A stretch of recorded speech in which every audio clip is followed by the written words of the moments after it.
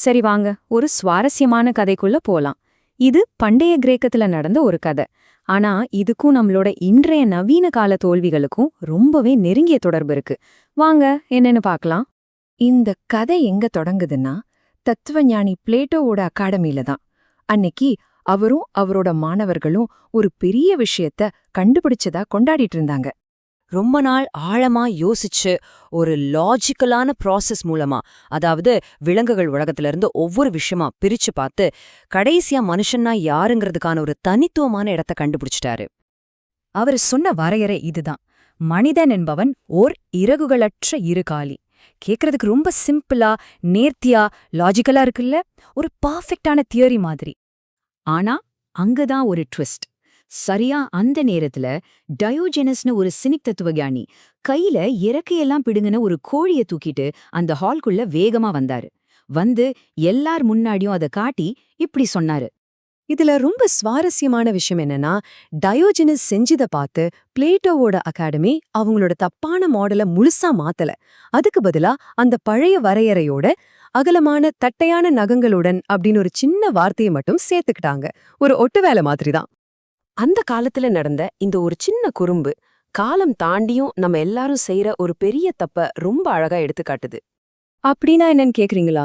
அதாவது பேப்பர்ல பார்க்க ரொம்ப அழகா, கச்சிதமா, தர்க்க ரீதியா இருக்கிற ஒரு ஐடியாவை நம்புறது. ஆனா நிஜ உலகத்தோட மோதின உடனே அந்த ஐடியா சுக்குநூறா உடைஞ்சிடும். ஒரு மாடல் லாஜிக்கலா இருந்தா மட்டும் போதும், அது உண்மையா இருக்கும்னு நம்புறதுதான் இந்த போரி. இது ரெண்டு உலகங்களை நமக்கு தெளிவா காட்டுது. ஒன்னு, பிளேட்டோவோட அகாடமி மாதிரி ஒரு உலகம். அங்க விதிகள் எல்லாம் தெளிவா இருக்கும், என்ன நடக்கும்னு கணிக்க முடியும். ஆனா இன்னொன்னு, டயோஜனஸோட தெரு மாதிரி ஒரு யதார்த்தமான உலகம். அங்க விதிகள்னு ஒண்ணு கிடையாது, என்ன வேணா நடக்கலாம், எப்போ வேணா மாறலாம். நீங்க விளையாடுறதா நினைக்கிற விளையாட்டுக்கும் நிஜமான குழப்பமான யதார்த்தத்துக்கும் உள்ள வித்தியாசம் இதுதான். இது ஏதோ பழங்கதைன்னு மட்டும் நினைச்சிடாதீங்க. இதே பழதான் நம்ம காலத்திலயும் பெரிய பெரிய பேரழிவு தோல்விகளுக்கு காரணமா இருந்திருக்கு. உதாரணத்துக்கு லாங் டேர்ம் கேபிட்டல் மேனேஜ்மெண்ட் அப்படின்னு ஒரு பிரம்மாண்டமான ஹெட்ஜ் ஃபண்ட் இருந்துச்சு. அதை நடத்தினவங்க சாதாரண ஆட்கள் இல்ல, பெரிய பெரிய நோபல் பரிஸ் வாங்கின மேதைகள். அவங்க நிதி சந்தைகள் ஒரு குறிப்பிட்ட கணிக்கக்கூடிய வடிவத்துல தான் இயங்கோன்னு நம்பி ஒரு கச்சிதமான இறகுகளற்ற இருகாலி மாடலை உருவாக்குனாங்க. ஆனா 1998ல ரஷ்யாவுல ஒரு கடன் நெருக்கடி வந்துச்சு. இதுதான் அவங்களோட நிஜ உலகத்துல வந்த பிடுங்கப்பட்ட கோழி. இதனால அந்த கம்பெனிக்கு ஏற்பட்ட நஷ்டம் எவ்வளோ தெரியுமா? $4.5 பில்லியன் மேல. அதுவும் வெறும் 5 வாரத்துல.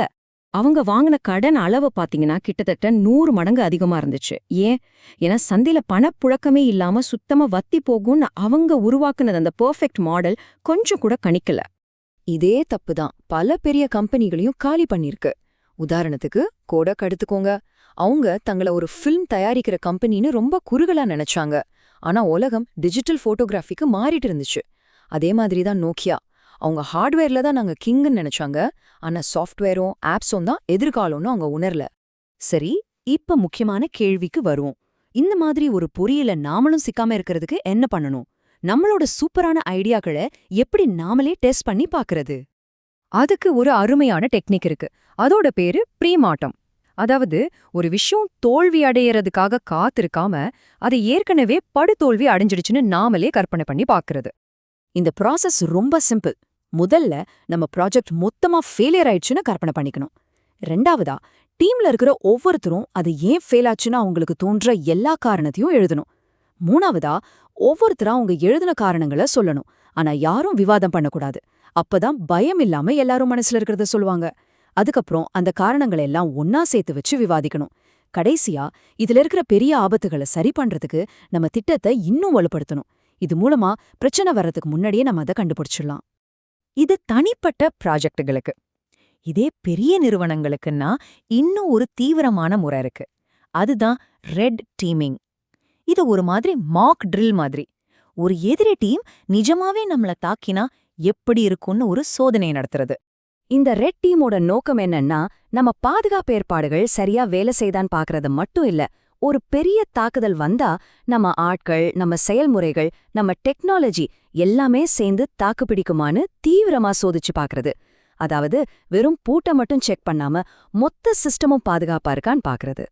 சரி, நாம இப்போ கடைசி பகுதிக்கு வந்துட்டோம்.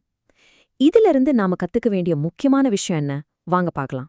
டயோஜெனஸ் நமக்கு என்ன சொல்லிக் கொடுத்தாருன்னா, நீங்க எவ்ளோ பெரிய புத்திசாலித்தனமான ஐடியா வச்சிருந்தாலும் நிஜ உலகம்தான் அதுக்கான கடைசி டெஸ்ட். உண்மையிலே ரொம்ப ஆபத்தான அனுமானங்கள் எது தெரியுமா? நாம ஒரு விஷயத்த அனுமானம் பண்றோனே நமக்கு தெரியாம பண்றதுதான். இப்போ நீங்க யோசிக்க வேண்டிய கேள்வி இதுதான். உங்களோட வேலையில, உங்களோட பிளான்ல, இல்ல உங்களோட வாழ்க்கையில அந்த இறகுகளற்ற இருகாலி எது? நீங்க எந்த சுத்தமான, எளிமையான, தர்க்கரீதியான ஒரு வரையறைய நம்பிட்டு இருக்கீங்க? ஒருவேளை அந்த வரையறை நிஜ உலகத்துல ஒரு பிடுங்கப்பட்ட கோழியை சந்திச்சா தாக்கு பிடிக்குமா? யோசிச்சு பாருங்க.